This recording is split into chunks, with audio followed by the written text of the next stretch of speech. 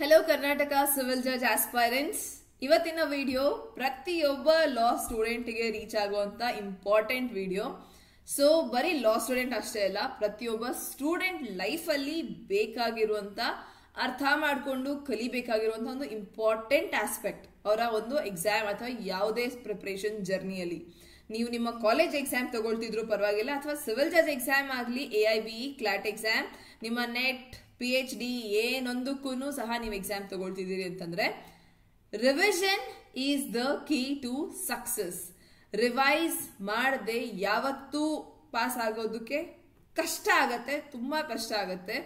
ಯಾಕಂದ್ರೆ ಎಕ್ಸಾಮಿಗೆ ಒಂದಿನ ಮುಂಚೆ ಓದಿನೂ ಸಹ ನೀವು ಪಾಸ್ ಆಗ್ತೀರಿ. ಎಕ್ಸಾಮಿಗೆ ಒಂದಿನ ಮುಂಚೆ ಓದೋದು ಇನ್ಫ್ಯಾಕ್ಟ್ ನೀವು ಕಾಲೇಜಲ್ಲೆಲ್ಲ ಕೇಳಿರೋದನ್ನ ರಿವೈಸ್ ಮಾಡ್ಕೊಳ್ತಿದ್ದೀರಿ. ಅವತ್ತಿನ ದಿನಾನೇ ನೀವು ತಯಾರಿ ಮಾಡಿರೋದನ್ನ ಇಮ್ಮಿಡಿಯೇಟ್ ನೆಕ್ಸ್ಟ್ ಡೇ ನೀವು ಪ್ರೆಸೆಂಟ್ ಮಾಡ್ತಿರೋದ್ರಿಂದ ನಿಮಗೆ ನೆನಪಿದೆ, ಹಾಗಾಗಿ ನೀವು ಪಾಸ್ ಆಗ್ತಿದ್ದೀರಿ.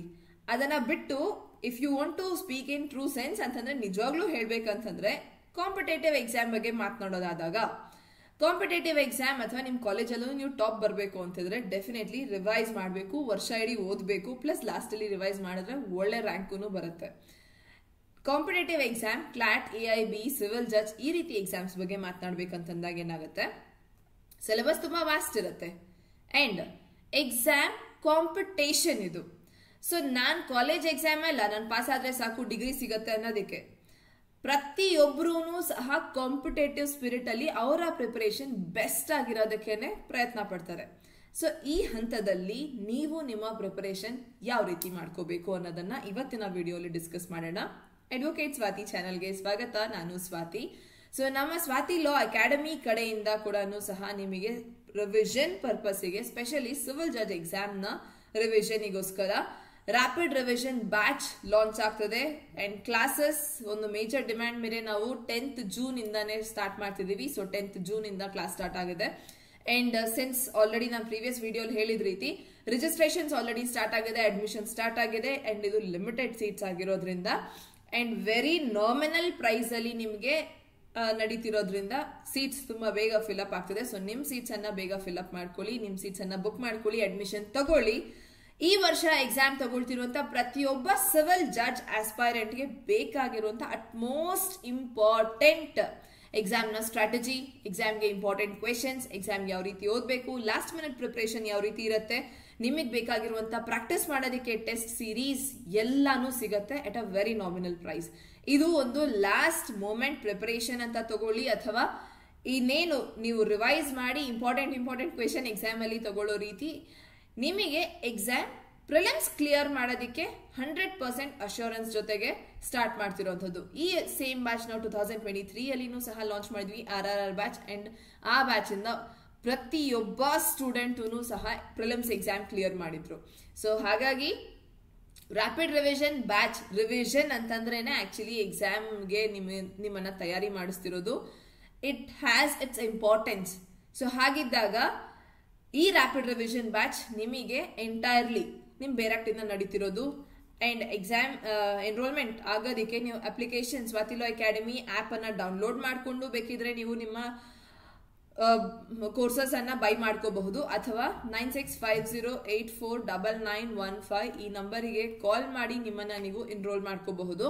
ಬ್ಯಾಚಸ್ ರಿಲೇಟೆಡ್ ಇನ್ನೇನಾದ್ರೂ ಹೆಚ್ಚಿಗೆ ಕ್ವೆರಿ ಬೇಕು ಅಂತಂದ್ರೂ ಈ ನಂಬರಿಗೆ ನೀವು ಕಾಲ್ ಮಾಡಿ, ಡೀಟೇಲ್ಸ್ಗೋಸ್ಕರ ಈ ನಂಬರ್ಗೆ ಕಾಲ್ ಮಾಡಿ ತಿಳ್ಕೋಬಹುದು. ಸೊ 9650849915 ಈ ನಂಬರ್ಗೆ ಕಾಲ್ ಮಾಡಿ. ರ್ಯಾಪಿಡ್ ರಿವಿಷನ್ ಬ್ಯಾಚ್ ಇಲ್ಲಿ ಕಂಪ್ಲೀಟ್ ನಿಮ್ಮ ಫುಲ್ ಸಿಲೆಬಸ್ ಕವರ್ ಆಗುತ್ತೆ, ಇಂಪಾರ್ಟೆಂಟ್ ಸೆಕ್ಷನ್ಸ್ ಕವರ್ ಆಗುತ್ತೆ, ಪ್ರತಿಯೊಂದು ಬೇರಾಕ್ಟ್ ಇಂದಾನೆ. ಇದು ರಿವಿಷನ್ ಬ್ಯಾಚಿಗಂತಾನೆ ಅಲ್ಲ, ನಾನು ಆಲ್ರೆಡಿ ಕಂಡಕ್ಟ್ ಮಾಡ್ತಿರುವಂತ ಕಾಂಪ್ರಿಹೆನ್ಸಿವ್ ಅಥವಾ ನಮ್ಮ ಪ್ರಿಲಿಮ್ಸ್ ಬ್ಯಾಚ್ ಅಲ್ಲೂ ಸಹ ಸ್ವಾತಿ ಲಾ ಅಕಾಡೆಮಿಯಲ್ಲಿ ನಿಮಗೆ ಪ್ರತಿಯೊಂದು ಸಬ್ಜೆಕ್ಟ್ ಫ್ರಮ್ ದ ಬೇರಾಕ್ಟ್ ಅನ್ನೇ ಹೇಳ್ಕೊಡೋದು. ಬಿಕಾಸ್ ಬೇರಾಕ್ಟ್ ಓದೋದನ್ನ ಕಲಿಯೋದೇ ಒಂದು ಬೆಸ್ಟ್ ಅಥವಾ ಇಂಪಾರ್ಟೆಂಟ್ ಟಾಸ್ಕ್ ಆಗಿರುತ್ತೆ. ಅಂಡ್ ಅದನ್ನ ನಾನು ನಿಮಗೆ ಈಸಿ ಮಾಡಿ ಹೇಳ್ಕೊಡ್ತೀನಿ. ಸೊ ಅಲ್ಲಿಂದ ನೀವು ಜಡ್ಜ್ ಅಂತ ಅಲ್ಲ, ನೀವು ಬೇರೆ ಯಾವ ಎಕ್ಸಾಮ್ಗೂ ಪ್ರಿಪೇರ್ ಆಗ್ತಿದ್ರು ಈ ಸ್ಪೆಸಿಫಿಕ್ ಆಗಿ ರ್ಯಾಪಿಡ್ ರಿವಿಷನ್ ಬ್ಯಾಚ್ ನಿಮಗೆ 100% ಹೆಲ್ಪ್ ಮಾಡುತ್ತೆ ನಿಮ್ಮ ಎಕ್ಸಾಮಿಗೆ. ಇದು 30 days ನ ಕೋರ್ಸ್ ಆಗಿರುತ್ತೆ. ಸೊ ಇಲ್ಲಿ ಪ್ರತಿಯೊಂದು important sections exam related clear ಮಾಡಿಸ್ತೀವಿ. ಪ್ಲಸ್ ಇದರಲ್ಲಿ 5000 rupees ವರ್ತ್ ನಿಮ್ಮ 20 ಮಾಕ್ ಟೆಸ್ಟ್ ಅನ್ನ ನಾನು ಈ ಬ್ಯಾಚ್ ಅಲ್ಲಿ ಇನ್ಕ್ಲೂಡ್ ಮಾಡಿ ನಿಮಗೆ ನೀಡ್ತಿದ್ದೀನಿ. So this is also included ಒಂದು ಬೆನಿಫಿಟ್, ಆಡ್ ಆನ್ ಬೆನಿಫಿಟ್ ನಿಮಗೆ ಈ ಬ್ಯಾಚ್ ಅಲ್ಲಿ ಸಿಗ್ತಿರೋದು. ಅದಷ್ಟೇ ಅಲ್ಲ, ಇದೆಲ್ಲಾನು ಲೈವ್ ಕ್ಲಾಸಸ್ ಕನ್ನಡ ಹಾಗೂ ಇಂಗ್ಲಿಷ್ ಅಲ್ಲಿ ನಡೀತಿರೋದು. ಅಂಡ್ ಎಲ್ಲಾ ಲೈವ್ ಕ್ಲಾಸಸ್ ನ ರೆಕಾರ್ಡಿಂಗ್ಸ್ ಕೂಡ ಸಹ ಅವೈಲೇಬಲ್ ಇರುತ್ತೆ. ಸೊ ಪ್ರತಿಯೊಂದು ರೆಕಾರ್ಡೆಡ್ ಲೆಕ್ಚರ್ ನಿಮಗೆ ಮತ್ತೆ ಮತ್ತೆ ರಿವೈಸ್ ಮಾಡ್ಕೊಳ್ಳೋದಕ್ಕೆ ಹೆಲ್ಪ್ ಮಾಡುತ್ತೆ. ಇದಿಷ್ಟು ಸಹ at a very nominal price ನಡೀತಿರುವಂತದ್ದು. swatilaw.com ವೆಬ್ಸೈಟ್ ಅನ್ನ ಚೆಕ್ ಮಾಡಬಹುದು. ಇಲ್ಲ Swati law academy application Android ಮತ್ತು ಐಸ್ಟೋರ್ ಎರಡೂ ಕಡೆ ಇದೆ. ಇನ್ಸ್ಟಾಲ್ ಮಾಡಿಕೊಂಡು ನೀವು ಅದನ್ನ ಚೆಕ್ ಮಾಡಿ ನಿಮ್ಮ enrolment. Keep calm and start revision. So keep calm ಯಾಕಂತಂದ್ರೆ ನೀವು ಆಲ್ರೆಡಿ ನೋಟಿಫಿಕೇಶನ್ ಬಂದಿದ್ದ ಡೇಟ್ ಇಂದ ಪ್ರಿಪರೇಷನ್ ಮಾಡೋದಕ್ಕೆ ಸ್ಟಾರ್ಟ್ ಮಾಡ್ಕೊಂಡಿರ್ತೀರಿ.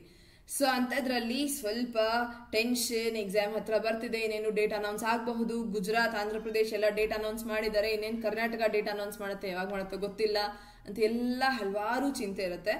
ಆರಾಮಾಗಿ ನೀವು ಬರೀ ಓದೋದ್ರ ಬಗ್ಗೆ ಫೋಕಸ್ ಮಾಡಿ, ನಿಮ್ಮ ಸಿಲೆಬಸ್ ನ ಕವರ್ ಮಾಡೋದ್ರ ಬಗ್ಗೆ ಫೋಕಸ್ ಮಾಡಿ and start revision.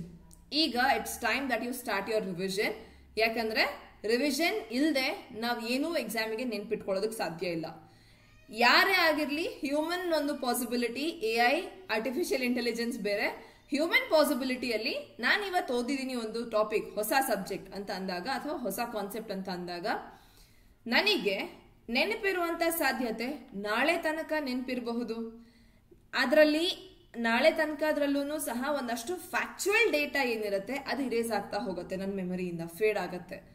Section number first ಮರ್ತೋಗೋದೆ, ಸೆಕ್ಷನ್ ನಂಬರ್, ಆಮೇಲೆ ಕೇಸ್ ಲಾಸ್, ಅದಾದ್ಮೇಲೆ ಕಾನ್ಸೆಪ್ಟ್ ಅಂತೂ ಅರ್ಥ ಆಗಿರುತ್ತೆ. ಸೊ ಅಷ್ಟು ಬೇಗ ಅದು ಹೋಗೋದಿಲ್ಲ. ಅದಕ್ಕೆ ಹೇಳೋದು, ಯಾವತ್ತೂ ಒಂದು ಸಬ್ಜೆಕ್ಟ್ ಅನ್ನು ಓದಿದ್ರಿ ಅಂದ್ರೆ ಕಾನ್ಸೆಪ್ಚುಯಲ್ ಅಂಡರ್ಸ್ಟ್ಯಾಂಡಿಂಗ್ ಇರಬೇಕು. ಕಾನ್ಸೆಪ್ಟ್ ಅರ್ಥ ಮಾಡ್ಕೊಂಡ್ರೆ ಒಂದು ಸ್ಟೋರಿ ರೀತಿ ಅಥವಾ ಯಾವುದೇ ಒಂದು ರೀತಿ ನಿಮಗೆ ಕಾನ್ಸೆಪ್ಟ್ ಮರೆಯೋದಿಲ್ಲ.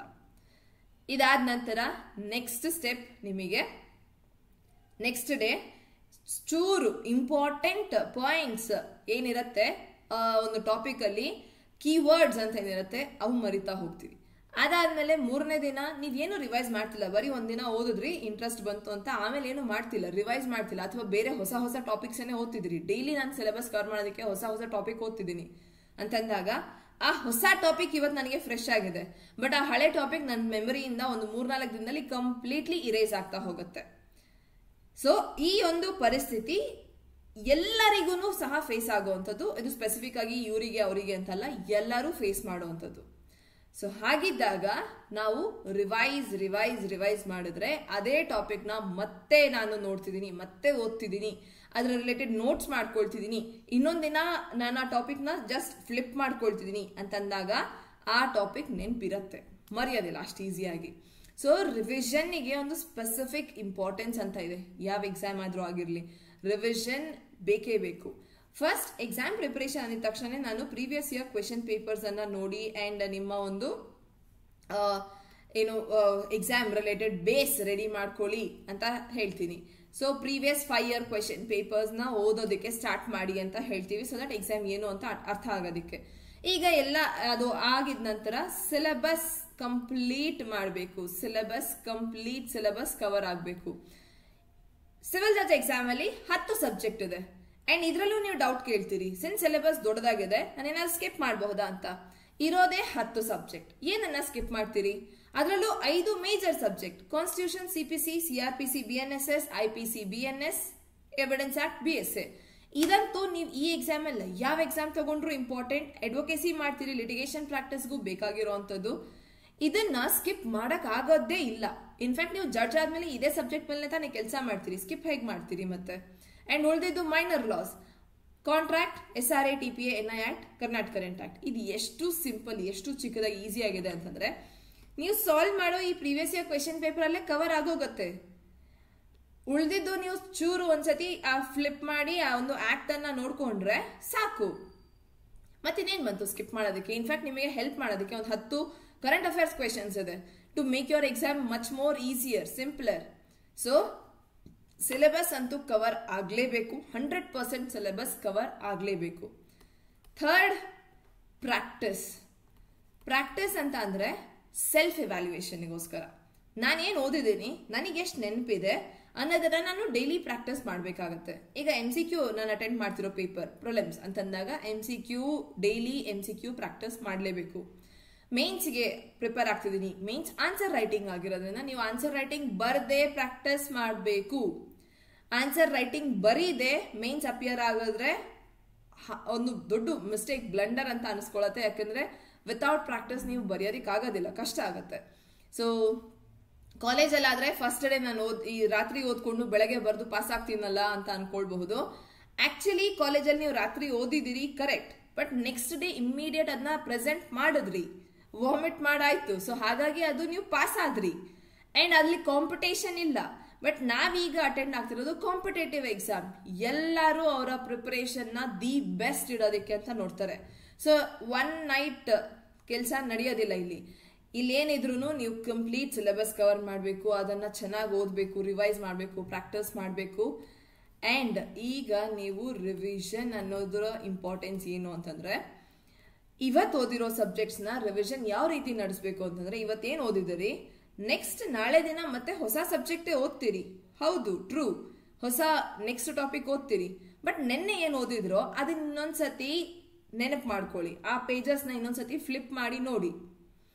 ಇಲ್ವಾ ನೋಟ್ಸ್ ಬರ್ಕೊಳ್ತೀರಾ, ದೆನ್ ನಿಮ್ ಬರ್ದಂತ ನೋಟ್ಸ್ ಅನ್ನ ಒಂದ್ಸತಿ ಸ್ಕ್ಯಾನ್ ಮಾಡ್ಕೊಳ್ಳಿ, ಒಂದ್ಸತಿ ನೋಡ್ಕೊಳ್ಳಿ ಏನ್ ಬರ್ದಿತ್ತು, ಒಂದ್ಸತಿ ಮೇಲ್ ನೋಟಕ್ಕೆ. ಸಿನ್ಸ್ ನೆನ್ನೆನೆ ಓದಿರೋದ್ರಿಂದ ಇವತ್ತು ನೆನಪಿದೆ ನಿಮಗೆ, ಅಂಡ್ ಇವತ್ತು ನೀವು ಸ್ಕ್ಯಾನ್ ಮಾಡಿದ್ರು ಸಹ ನಿಮ್ ತಲೆಯಲ್ಲಿ ಫ್ರೆಶ್ ಆಗಿ ಉಳ್ಕೊಳತ್ತೆ. ಇದಕ್ಕೊಂದು ಹಾರ್ಡ್ಲಿ 5-10 ಮಿನಿಟ್ಸ್ ಹಿಡಿಯತ್ತೆ ಅಷ್ಟೇನೆ, ಅದು ಇವತ್ತು ಮಾಡಿದ್ರೆ. ಅದೇ ಈ ಕೆಲಸ ನಾನೊಂದು ವಾರ ಅಥವಾ ಒಂದು ತಿಂಗಳು ಬಿಟ್ಟು ಮಾಡಿದ್ರೆ, ಇವತ್ತು ನನಗೆ 4 ಗಂಟೆ ಹಿಡಿತು ಒಂದು ಟಾಪಿಕ್ ಓದೋದಕ್ಕೆ ಅಂದ್ರೆ, ನೆಕ್ಸ್ಟ್ 1 ತಿಂಗಳ ನಂತರ 1 ಗಂಟೆಯಿಂದ 4 ಗಂಟೆ ಹಿಡಿಯತ್ತೆ ಆ ಟಾಪಿಕ್ ನ ಮತ್ತೆ ಓದೋದಕ್ಕೆ. ಕಾನ್ಸೆಪ್ಚುಯಲ್ ಅಂಡರ್ಸ್ಟ್ಯಾಂಡಿಂಗ್ ಇರೋದ್ರಿಂದ ಚೂರು ಅರ್ಥ ಆಗ್ಬೋದು ಬೇಗ, ಬಟ್ ಪೂರ್ತಿ ಟಾಪಿಕ್ ಓದ್ಬೇಕಂದ್ರೆ ಮತ್ತೆ ಅಷ್ಟೇ ಟೈಮ್ ಹಿಡಿಯುತ್ತೆ. ಸೊ ಹಾಗಾಗಿ ಇವತ್ತು ಓದಿದ ಟಾಪಿಕ್ ನ ನೆಕ್ಸ್ಟ್ ಡೇ ಇಮಿಡಿಯೇಟ್ ರಿವೈಸ್ ಮಾಡಿ 10 ನಿಮಿಷ ಮತ್ತೆ ನೀವು ಹೊಸ ಟಾಪಿಕ್ ನ ಓದಿ. ನೆಕ್ಸ್ಟ್ ಅದಾದ ನಂತರ ಇನ್ನೊಂದ್ಸತಿ ದ ನೆಕ್ಸ್ಟ್ ಡೇ ಲಾಸ್ಟ್ ಏನ್ ಓದಿದ್ರೋ ಅದನ್ನ ಮತ್ತೆ ಒಂದು ಗ್ಲಾನ್ಸ್ ಅಷ್ಟೇನೆ. ಸೊ ದಟ್ ಇನ್ನೊಂದು ಈ ತರ ಮಾಡೋದ್ರಿಂದ ನಿಮ್ಮ ಕಂಟಿನ್ಯೂ ಏನ್ ಓದ್ತಿದ್ದೀರಿ ಅನ್ನೋದು ಫ್ಲೋ ಆಗಿ ಇರತ್ತೆ, ನಿಮ್ ತಲೆಯಲ್ಲಿ ಕನೆಕ್ಟಿವಿಟಿ ಇರತ್ತೆ. ನೀವು ಓದ್ತಿರೋದಕ್ಕೆ ಹಿಂದೆ ಏನ್ ಓದಿದ್ರಿ ಈಗ ಏನ್ ಓದ್ತಿದ್ರಿ ಅನ್ನೋದಕ್ಕೆ ಒಂದು ಕನೆಕ್ಟಿವಿಟಿ ಬಿಲ್ಡ್ ಆಗ್ತಾನೆ ಇರತ್ತೆ. ಅಂಡ್ ಈ ತರ ಪ್ರತಿದಿನ ನೀವು ಮಾಡ್ಬೇಕಾ ಅಥವಾ ಆಲ್ಟರ್ನೇಟ್ ಡೇಸ್ ಮಾಡ್ಬೋದಾ ಅನ್ನೋದು ಎಲ್ಲ ನಿಮಗ್ ಬಿಟ್ಟಿರೋದು. ಇನ್ಫ್ಯಾಕ್ಟ್ ಡೈಲಿ ಮಾಡಿದ್ರೆ, ಸ್ಪೆಷಲಿ ಈಗ ಸಿನ್ಸ್ ಎಕ್ಸಾಮ್ ಇನ್ನೇನು ಡೇಟ್ ಅನೌನ್ಸ್ ಆಗೋದ್ರಲ್ಲಿದೆ, ಸೊ ಡೈಲಿ ರಿವಿಷನ್ ಮಾಡೋದಕ್ಕೆ ಸ್ಟಾರ್ಟ್ ಮಾಡಿ. ಪ್ಲಸ್ ಈ ಡೈಲಿ ರಿವಿಷನ್ ಎಲ್ಲ ಸಬ್ಜೆಕ್ಟ್ಸ್ಗೂ ಮಾಡಿ. Previous years question paper solve ಮಾಡಲೇಬೇಕು. ಇಲ್ಲಿ ಯಾವುದೂ ನೀವು ಈ ಪ್ರೊಸೀಜರ್ ಸ್ಕಿಪ್ ಮಾಡೋಕ್ಕಾಗಲ್ಲ. ಸಿಲೆಬಸ್ 100% ಕವರ್ ಆಗಲೇಬೇಕು. ಪ್ರಾಕ್ಟೀಸ್ ನಿಮ್ಮ ಸೆಲ್ಫ್ ಇವ್ಯಾಲ್ಯೂಯೇಷನ್ಗೆ ಬೇಕೇ ಬೇಕು. ಬೇಕಿದ್ರೆ ಡಿಸ್ಕಸ್ ಮಾಡೋಣ, ಬಟ್ ಪ್ರಾಕ್ಟೀಸ್ ಹೇಗೆ ಏನು ಅನ್ನೋದು ನೆಕ್ಸ್ಟ್ ಡಿಸ್ಕಸ್ ಮಾಡೋಣ. ಆದ್ರೆ ರಿವಿಷನ್ ಅಂತೂ ತುಂಬಾ ಇಂಪಾರ್ಟೆನ್ಸ್ ಇದೆ. ಅಂಡ್ ಈ ಪ್ರಾಕ್ಟೀಸಿಗೆ ಸ್ವಾತಿಲೋ ಅಕಾಡೆಮಿ ಕಡೆಯಿಂದ ನಿಮಗೆ 20 ಟೆಸ್ಟ್ ಸೀರೀಸ್ ಸಿಗುತ್ತೆ. ಸೊ ನೀವು ಪ್ರಾಕ್ಟೀಸ್ ಮಾಡಿಕೊಂಡು ನಿಮ್ಮ ಒಂದು ಇವ್ಯಾಲ್ಯೂಯೇಷನ್, ನಿಮ್ಮ ಒಂದು ಪ್ರಿಪರೇಷನ್ ಅನ್ನ ಇನ್ನಷ್ಟು ಚೆನ್ನಾಗಿ ಮಾಡ್ಕೋಬಹುದು. ದೆನ್ ರಿವಿಷನ್ ಅಂತೂ ಇದು ಡೈಲಿ ಇವತ್ತಿಂದನೇ ನೀವು ಸ್ಟಾರ್ಟ್ ಮಾಡಬೇಕಾಗಿರುವಂತ ಕೆಲಸ. ಸೊ ಐ ಹೋಪ್ ದಟ್ ನಿಮಗೆ ಅರ್ಥ ಆಗಿದೆ. ರಿವಿಷನ್ ಅನ್ನೋದು ಡೈಲಿ ಇದರ್ ನೋಟ್ಸ್ ಆದ್ರೂ ಮಾಡ್ಕೊಳ್ಳಿ, ಇಲ್ಲ ಜಸ್ಟ್ ನೀವು ಗೋ ಥ್ರೂ ಮಾಡ್ಕೊಂಡ್ರು ಪರವಾಗಿಲ್ಲ. ಬಟ್ ಒಂದ್ಸತಿ ಗೋ ಥ್ರೂ ಎವ್ರಿಥಿಂಗ್, ನೋಡ್ಕೊಳ್ಳಿ ಎಲ್ಲ ಟಾಪಿಕ್ಸ್ ನ. ಅಂಡ್ ಡೈಲಿ ಈ ಕೆಲಸ ಮಾಡಲೇಬೇಕು. ಯಾವುದೇ ರೀತಿ ಸ್ಟ್ರೆಸ್ ಅಥವಾ ಒಂದು ಪ್ರೆಷರ್ ಅಲ್ಲಿ ಮಾಡಕ್ ಹೋಗ್ಬೇಡಿ, ಆರಾಮಾಗಿ ಮಾಡಿ. So that once your mind is com, ಜಾಸ್ತಿ ವಿಷಯ ಅರ್ಥ ಆಗತ್ತೆ, ಪ್ರೊಡಕ್ಟಿವಿಟಿ ಇರುತ್ತೆ. ಅಂಡ್ ಸ್ಟ್ರೆಸ್ ಇಲ್ಲದೆ ಕೆಲಸ ಮಾಡಿದಾಗ ನಿಮ್ಮ ಕಂಪ್ಲೀಟ್ ಅಬ್ಸಾರ್ಪ್ಷನ್ ನಾಲೆಜ್ ಚೆನ್ನಾಗಿ ತಲೆಯಲ್ಲಿ ಅರ್ಥ ಆಗತ್ತೆ. ಅಂಡ್ ಔಟ್ಪುಟೂ ಸಹ ಔಟ್ಕಮ್ ಚೆನ್ನಾಗಿರುತ್ತೆ.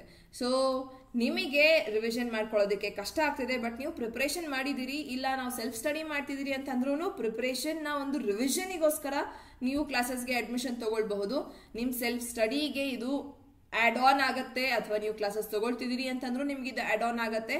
ರಿವಿಷನ್ ಅಂತೂ ಪ್ರತಿಯೊಂದು student, specially last minute revision ಆಗಿರಬಹುದು ಅಥವಾ ಕಂಟಿನ್ಯೂಸ್ ರಿವಿಷನ್, ಬೇಕೇ ಬೇಕಾಗಿರುವಂತ ಇಂಪಾರ್ಟೆಂಟ್ ಸ್ಟೆಪ್. ಅಂಡ್ ಇದು at a very nominal price ನಾನು ನನ್ನ ಕಡೆಯಿಂದ ನಿಮಗೋಸ್ಕರ ಮಾಡ್ಕೊಡ್ತಿರುವಂತದ್ದು. ಸೊ ಹಾಗಾಗಿ ಪ್ರತಿಯೊಬ್ಬ ಲಾ ಸ್ಟೂಡೆಂಟ್ ಈಗ ಸಿವಿಲ್ ಜಡ್ಜ್ ಎಕ್ಸಾಮ್ ತಗೊಳ್ತಿರುವಂತವ್ರು, ಸ್ಪೆಷಲಿ ಈ ವರ್ಷ 158 ವೇಕೆನ್ಸೀಸ್ ಅನ್ನೋದೇನಿದೆ, ಈ ಆಪರ್ಚುನಿಟಿನ ಮಿಸ್ ಮಾಡ್ಕೊಳ್ಳೋದಕ್ಕೆ ಹೋಗ್ಲೇಬೇಡಿ. Make sure you are utilising this in a 100% best way ಅಂತ ಹೇಳ್ತಾ, ವಿಡಿಯೋ ಇಷ್ಟ ಆಗಿದ್ರೆ ಲೈಕ್ ಮಾಡಿ. ಪ್ಲಸ್ ಅರ್ಥ ಆಗಿದೆ ಅನ್ನೋದಾದ್ರೆ ನನಗೆ ಕಮೆಂಟ್ ಸೆಕ್ಷನ್ ಅಲ್ಲಿ ತಿಳಿಸಿ. ಅರ್ಥ ಆಗಿಲ್ಲ ಅಂತಂದ್ರೂ ಕಮೆಂಟ್ ಸೆಕ್ಷನ್ ಅಲ್ಲಿ ತಿಳಿಸಿ. ನೆಕ್ಸ್ಟ್ ಏನ್ ನಿಮಗೆ ವಿಡಿಯೋಸ್ ಬೇಕು ಅಥವಾ ಇನ್ನೇನಾದ್ರೂ ಎಕ್ಸಾಮ್ ರಿಲೇಟೆಡ್ ಏನಾದ್ರೂ ತಿಳ್ಕೋಬೇಕು ಅಂತಂದ್ರೂ ನೀವು ಕಮೆಂಟ್ ಸೆಕ್ಷನ್ ಅಲ್ಲಿ ಹೇಳ್ಬಹುದು. ಅದ್ರ ಬಗ್ಗೆ ನಾನು ನಿಮಗೆ ಖಂಡಿತ ವಿಡಿಯೋ ಮಾಡಿ ತಿಳಿಸೋದಕ್ಕೆ ತಯಾರಾಗಿರ್ತೀನಿ. ಸೊ ಇದಿಷ್ಟು ನಿಮಗೆ ಸ್ವಾತಿ ಲಾ ಅಕಾಡೆಮಿ ಕಡೆಯಿಂದ ರ್ಯಾಪಿಡ್ ರಿವಿಷನ್ ಬ್ಯಾಚ್ ನ ಡೀಟೇಲ್ಸ್ ಹಾಗೆ ರಿವಿಷನ್ ಬಗ್ಗೆ ಹೇಳಬೇಕಾಗಿರುವಂತ ಒಂದು ತುಂಬಾ ಇಂಪಾರ್ಟೆಂಟ್ ಆದಂತ ಇನ್ಫಾರ್ಮೇಶನ್. ಸೊ ರಿವಿಷನ್ ಮಾಡೋದನ್ನ ಮರಿಬೇಡಿ. ಅಂಡ್ ನಿಮಗೆ ಯಾವುದೇ ಡೌಟ್ ಇದ್ರೆ ನೀವು ಈ ನಂಬರಿಗೆ ಕಾಲ್ ಮಾಡಬಹುದು 9650849915 ಅಂತ ಹೇಳ್ತಾ ಈ ವಿಡಿಯೋ ನಿಮ್ಮ ಪ್ರತಿಯೊಬ್ಬ ಫ್ರೆಂಡ್ಸಿಗೂ ಶೇರ್ ಮಾಡಿ. ಎಕ್ಸಾಮ್ ತಗೊಳ್ತಿರುವಂತ ಫ್ರೆಂಡ್ಸ್ ಅವರಿಗೆ ಇದು ಇಂಪಾರ್ಟೆಂಟ್ ಆಗುವಂತ ಒಂದು ಸ್ಟೇಜ್ ಅಲ್ಲಿ ಇದ್ದಾರೆ ಈಗ. ಬಿಕಾಸ್ ಈ ರಿವಿಷನ್ ಅವರ ಒಂದು ಸಕ್ಸಸ್ ನ ಡಿಸೈಡ್ ಮಾಡುತ್ತೆ. ಅಂಡ್ ಪ್ರತಿಯೊಬ್ರು you deserve to be a judge. So ಈ ಎಕ್ಸಾಮ್ಗೆ ಅಸ್ಪೈರ್ ಮಾಡ್ತಿರೋಂಥವ್ರು ನೀವು ಈ ಒಂದು ಬ್ಯಾಚ್ಗೆ ಎನ್ರೋಲ್ಮೆಂಟ್ ಅನ್ನ ತಗೊಳ್ಳಿ ಅಂತ ಹೇಳ್ತಾ thank you very much. And ಚಾನೆಲ್ನಲ್ಲಿ ಅಪ್ಲೋಡ್ ಆಗ್ತಿರೋಂಥ ಡೀಟೇಲ್ಸ್ ನಿಮಗೆ ಇನ್ಫಾರ್ಮೇಶನ್ ಇಷ್ಟ ಆಗ್ತಿದ್ರೆ ಪ್ಲೀಸ್ ಸಬ್ಸ್ಕ್ರೈಬ್. ಅಂಡ್ ಹಾಗೆ ನನಗೂ ಸಹ ಮೋಟಿವೇಟ್ ಮಾಡ್ತೀರಿ ಸೊ ದಟ್ ನಾನು ನಿಮಗೋಸ್ಕರ ಇನ್ನೊಂದಷ್ಟು ವಿಡಿಯೋಸ್ ಕೋರ್ಸ್